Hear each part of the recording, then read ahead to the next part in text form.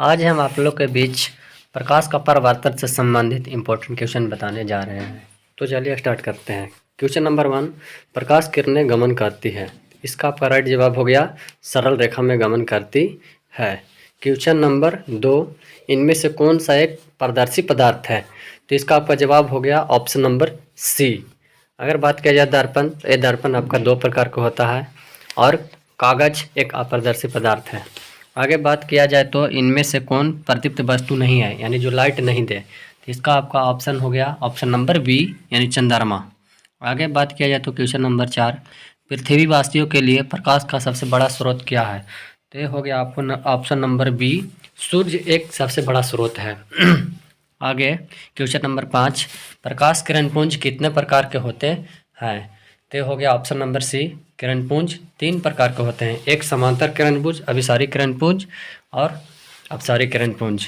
इनमें से कौन प्रभासी पदार्थ है? तो इसका ऑप्शन नंबर आपका जवाब राइट हो गया बी, तेलीय कागज एक प्रभासी पदार्थ है। आगे बात किया जाए तो प्रकाश का परावर्तन के कितने नियम हैं? ये आपका ऑप्शन नंबर बी राइट जवाब है 2। परावर्तन का 2 नियम या अपवर्तन का भी 2 नियम होता है। वेरी इंपॉर्टेंट क्वेश्चन है। आगे बात किया जाए तो यदि आपतन कोण आई और परावर्तन कोण आर हो तो इनमें कौन सा कथन सत्य है? तो आप हमेशा याद रखिएगा कि आपतन कोण परावर्तन कोण के बराबर होता है, यानी आई बराबर आर। क्वेश्चन नंबर 9, परावर्तन के नियम से निर्धारित होता है। तो ये अभी जस्ट हम लोग अति किए, यानी आपतन कोण बराबर परावर्तन कोण। आगे बात किया जाए तो क्वेश्चन नंबर 10, प्रतिबिंब कितने प्रकार के होते हैं? तो आपका ऑप्शन नंबर बी राइट जवाब है, प्रतिबिंब 2 प्रकार के होते हैं, एक वास्तविक प्रतिबिंब और एक काल्पनिक प्रतिबिंब।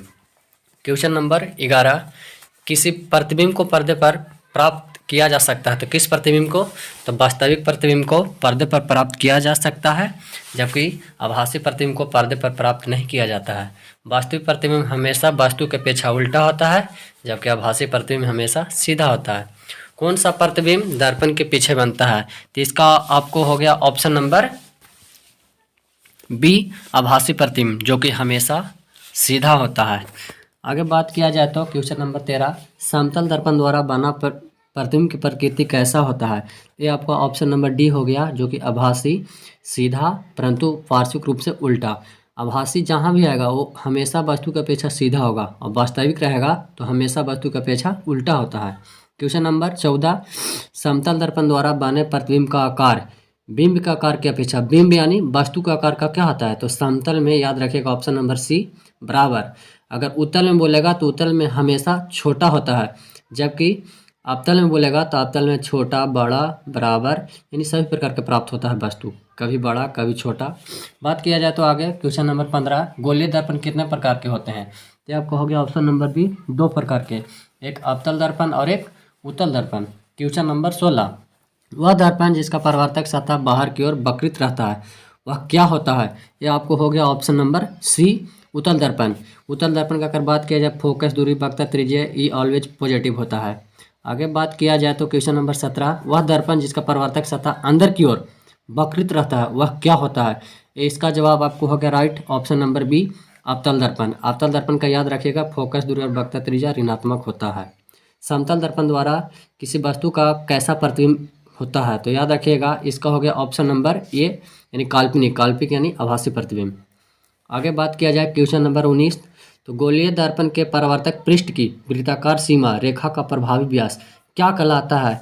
तो ये आपका हो गया ऑप्शन नंबर डी, दर्पण का द्वारक कहलाता है। क्वेश्चन नंबर 20, किसी दर्पण का फोकस काल्पनिक होता है, फोकस काल्पनिक, तो आप याद रखिएगा हमेशा उत्तल दर्पण का क्या होता है? काल्पनिक होता है। काल्पनिक का मतलब आभासी, जो कि हमेशा वस्तु की अपेक्षा क्या बनता है? आभासी से क्या सीधा, याद रखिएगा।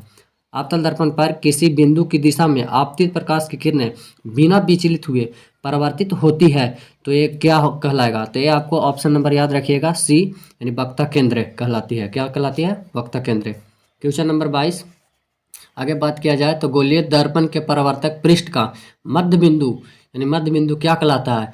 तो ये आपका ध्रुव कहलाता है, ऑप्शन नंबर ए। इसी को हम बोलते हैं क्या? पोल। अगर बात किया जाए फोकस, तो उत्तल दर्पण का फोकस दूरी हमेशा पॉजिटिव होता है, जबकि अवतल का ऋणात्मक होता है। क्वेश्चन नंबर 23, गोलीय दर्पण के ध्रुव से उसके वक्ता केंद्र को मिलाने वाली सरल रेखा को क्या कहते हैं?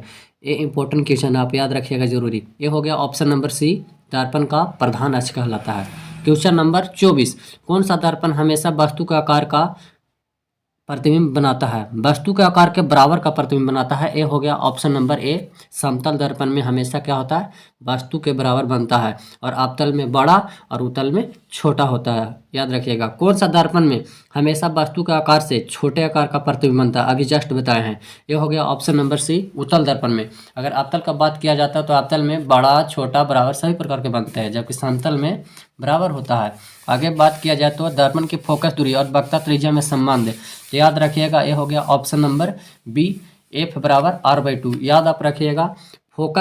फोकस हमेशा आधा होता है, जबकि वक्रता त्रिज्या हमेशा क्या होता है? दोगुना होता है। याद रखिएगा। उत्तल दर्पण की वक्रता त्रिज्या 32 सेंटीमीटर है, तो फोकस क्या होगा? तो आप याद रखिए, वक्रता त्रिज्या में वर्ड अगर गिनिएगा तो क्या 6 वर्ड है, जबकि फोकस में 3, यानी वक्रता त्रिज्या हमेशा दोगुना होगा और फोकस दूरी हमेशा आधी होगी, यानी हो गया इसका answer option number C, 16। 20 centimetre वक्रता त्रिज्या वाले अवतल दर्पण की फोकस दूरी क्या होगी?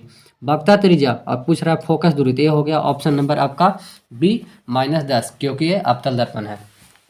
आगे बात किया जाए तो 29, वस्तु से बड़ा प्रतिबिंब प्राप्त करने वाली किस प्रकार के दर्पण का उपयोग किया जाता है, यानी उपयोग करना चाहिए? यह हो गया ऑप्शन नंबर बी, अवतल दर्पण में बड़ा, छोटा, बराबर सभी प्रकार के होते हैं। अगला बात किया जाए क्वेश्चन नंबर 30, अवतल दर्पण किसी वस्तु का कैसा प्रतिबिंब बनाता है? यह आप याद रखिएगा।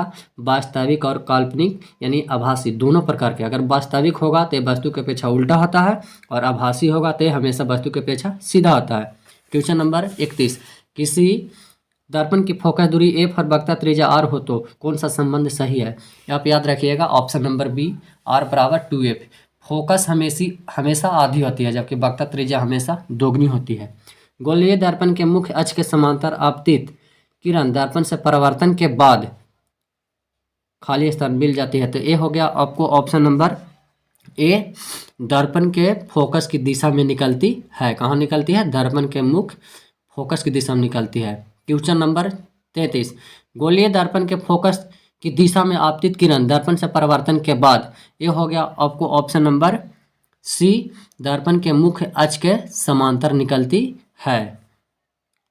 नेक्स्ट क्वेश्चन नंबर 34, अगर बात की जाए तो गोलीय दर्पण के वक्रता केंद्र की दिशा में आपतित किरण दर्पण से परावर्तन के बाद, ये हो गया आपको ऑप्शन नंबर बी, यानी उसी पथ पर क्या हो जाती है? लौट जाती है। इंपॉर्टेंट क्वेश्चन अगर बोलेगा आपतित किरण दर्पण से परावर्तन के बाद तो।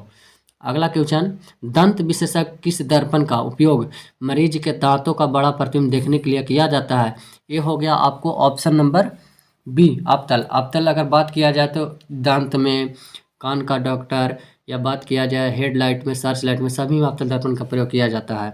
आगे बात किया जाए तो सौर कुकर के लिए कौन सा दर्पण सर्वाधिक उपयुक्त होता है? ये हो गया ऑप्शन नंबर बी, अवतल दर्पण। इसके लिए आप ट्रिक याद रखिएगा। हेलो दोस्तों, सुबह शाम ट्राई करो, यानी हेलो मतलब हो गया हेडलाइट में, दोस्त मैंने दंत चिकित्सक में, सुबह शाम यानी सर्च लाइट में सर्च लाइट, सौर प्लेट, सोलर कुकर में अवतल दर्पण का यूज किया जाता है। क्वेश्चन नंबर 37, वाहनों में साइड मिरर या पश्च दृश्य दर्पण के लिए किस दर्पण को प्राथमिकता दी जाती है? यानी पीछे यानी देखने के लिए बाइक में या जो भी गाड़ी हो, मोटर कार में, तो ये आप याद रखिएगा ऑप्शन नंबर सी, उत्तल दर्पण का यूज किया जाता है, या इसी को बोलते हैं साइड मिरर के रूप में।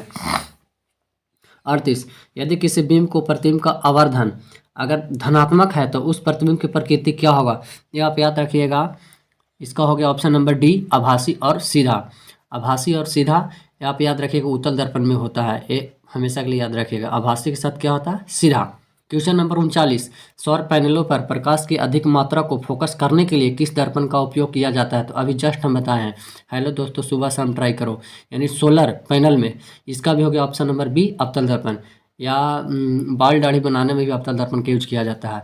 आज का लास्ट क्वेश्चन, दर्पण के आवर्धन का ऐसा ही मात्रक क्या होता है? तो याद रखिए मात्रकहीन, यानी इसका कोई मात्रक नहीं होता है। इसी प्रकार घनत्व, अपेक्षित घनत्व, इसका भी कोई मात्रक नहीं होता है। चलिए तो आज के लिए इतना ही। Thank you watching this video.